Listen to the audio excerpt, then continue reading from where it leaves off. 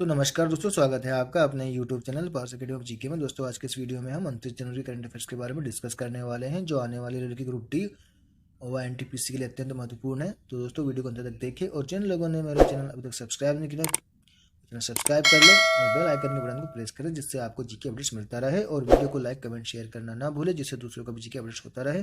दोस्तों आपका एक लाइक, आपका एक कमेंट हमारा हौसला बढ़ाता है, हमें मोटिवेट करता है। तो शुरू करते हैं आज के पहले प्रश्न से।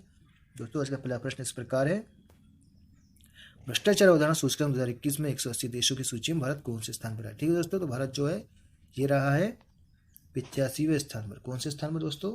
ऑप्शन सी 85वें स्थान पर रहा है भारत 180 देशों की सूची में। ठीक है दोस्तों, और ये जो सूचकांक है बहुत ही महत्वपूर्ण है। ये भ्रष्टाचार अवधारणा सूचकांक जो होता है ये हर बार पूछा जाता है। ठीक है दोस्तों, इसलिए बहुत ही IMP सवाल है ये। भारत जो है 85वें स्थान पर रहा है। ठीक है दोस्तों, इसको आप याद कर लीजिए फैक्ट के साथ। ठीक है दोस्तों, बढ़ते हैं, कुछ फैक्ट लेते हैं। ट्रांसपेरेंसी इंटरनेशनल की तरफ से बाजार एक रिपोर्ट के अनुसार, ठीक है ना, भ्रष्टाचार अवधारणा सूचकांक 2021 में 180 देशों की सूची में भारत जो है 85वें स्थान पर रहा है। ठीक है ना, तो इसे ट्रांसपेरेंसी इंटरनेशनल की तरफ से जारी किया है। ठीक है दोस्तों, इसको याद कर लीजिए, ट्रांसपेरेंसी इंटरनेशनल। ठीक है दोस्तों, इस सूचकांक में 88 स्कोर के साथ डेनमार्क जो है टॉप पर आया, पहले स्थान पर आया ये देश डेनमार्क। इसका स्कोर कितना है? 88। ठीक है दोस्तों, इसको भी याद कर लीजिए दोनों फैक्ट को। बढ़ते हैं अगले सवाल की तरफ। अगला सवाल क्या कह रहा है, रामगढ़ विषधारी वन्यजीव अभयारण्य को हाल ही में किस राज्य के चौथे बाघ अभयारण्य के रूप में अधिसूचित करने की घोषणा की गई है? तो ये की गई है ऑप्शन डी राजस्थान। ठीक है दोस्तों, ये राजस्थान से संबंधित है ये। ठीक है ना, बढ़ते हैं अगले सवाल की तरफ, अगले फैक्ट की तरफ। इनके कुछ फैक्ट है ये। रामगढ़ विषधारी वन्यजीव अभयारण्य को हाल ही में राजस्थान के चौथे बाघ अभयारण्य के रूप में अधिसूचित करने की घोषणा की गई है। ठीक है दोस्तों, और यह रामगढ़ विषधारी अभयारण्य जो है 1071 वर्ग किलोमीटर में फैला होगा। ठीक है दोस्तों, कितने? 1071 वर्ग किलोमीटर में फैला होगा ये। और इस अभयारण्य को 1982 में स्थापित किया गया था। अभयारण्य के मुख्य क्षेत्रों में 8 गाँव है। ठीक है दोस्तों, तो ये फैक्ट है, इसको आप याद कर लीजिए। बढ़ते हैं अगले सवाल की तरफ। अगला सवाल क्या कह रहा है दोस्तों, ब्रांड फाइनेंस 2022 ग्लोबल 500। ठीक है दोस्तों, इस रिपोर्ट के अनुसार किस ब्रांड ने 2022 में भी सबसे मूल्यवान ब्रांड के रूप में अपनी स्थिति बरकरार रखी है? तो ये रखी है ऑप्शन बी एप्पल ने। ठीक है दोस्तों, ये ब्रांड फाइनेंस 2022 जो है ग्लोबल 500, इसके रिपोर्ट के अनुसार क्या हुआ है, जो एप्पल है ये सबसे मूल्यवान ब्रांड के रूप में उभर रहा है। ठीक है दोस्तों, और ये अभी भी टॉप पर है।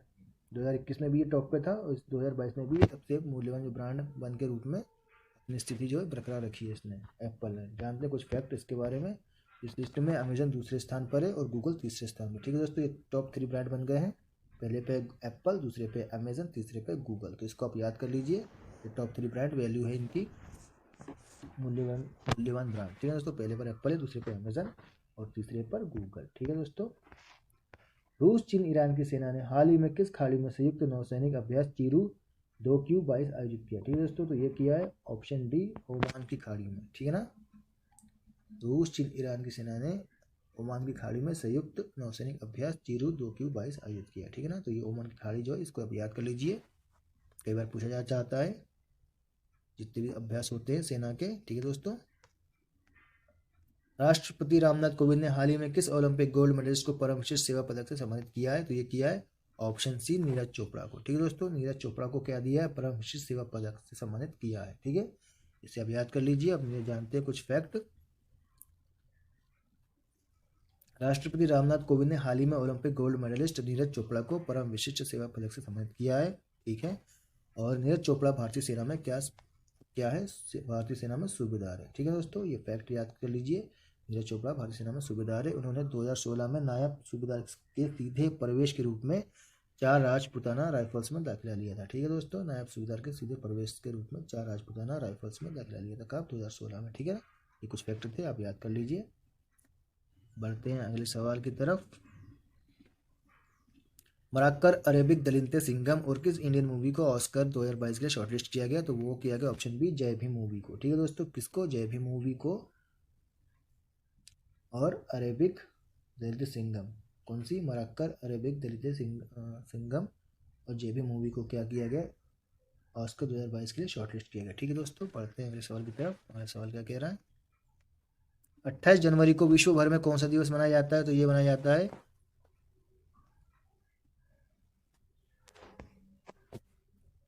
ऑप्शन ए डेटा गोपनीयता दिवस। कौन सा? ऑप्शन ए डेटा गोपनीयता दिवस मनाया जाता है 28 जनवरी को विश्व भर में। ठीक है दोस्तों, जानते हैं कुछ फैक्ट इसके बारे में।